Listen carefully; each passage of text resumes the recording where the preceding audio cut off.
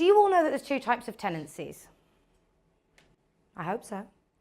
An AST, and what I like to just call a non-Housing Act agreement because it just covers everything. So an AST is what you guys are all most likely used to using, and it's what we use if three things apply. The tenant is an individual, so they are not a company.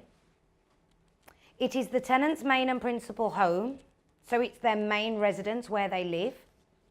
And the landlord is not resident. Now that sounds really strange, but actually it's a really valid point, because if you've got a HMO and the landlord at that time is living in one of the rooms, is that landlord resident? Of course he is. So you cannot use an AST. In some ways that's good, because you don't have to comply with all this Housing Act law. So there's no need for Section 8, Section 21s or any of the rest of it, deposit registration, you don't need to do it. But don't try and cheat the system and say, I'm going to say I live in room 1 just so I can use a licence because I don't need to comply with all the law. Because if it is an AST by default, no matter what contract you've used, the courts will look at it as an AST by default, because the Housing Act was put in place to protect tenants but also give landlords easier access to their property back if they needed to. So don't try and cheat the system. Many people do get this wrong. If you're renting to a company, anybody here ever rented to a company? I know we do quite a lot of company lets. Thomas actually, we actually rent a property on behalf of Thomas, so we rent it as the company and Thomas lives in it.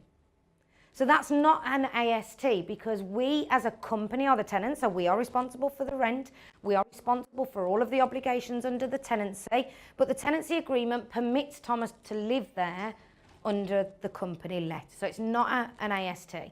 So that deposit in particular, we haven't registered that deposit because you don't need to. So it's really important to know the difference between the two tenancies to make sure that you're using the right one. Like I said, we're going right back to basics here.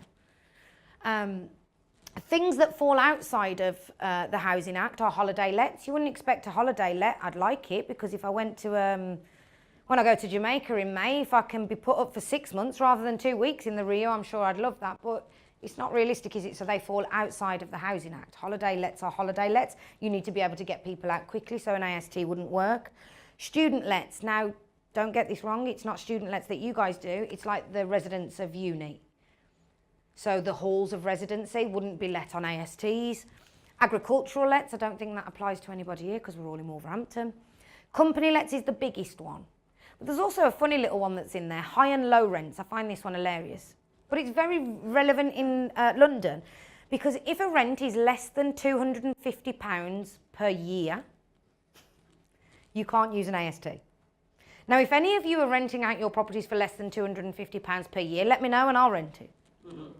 And probably do a rent-to-rent. No, not really.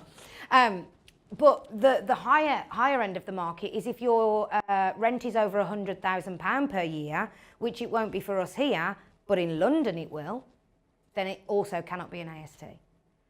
So guys, look up these things and have an understanding about the contracts that we're using, just so that you know that you're using the right one, that we're using the right one, that you're just keeping yourself up to date.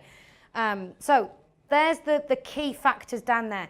And in order to have any valid contract, you need to have 3 things: an offer, consideration, and acceptance. Bear that in mind. For a legally binding contract, there needs to be those 3 things.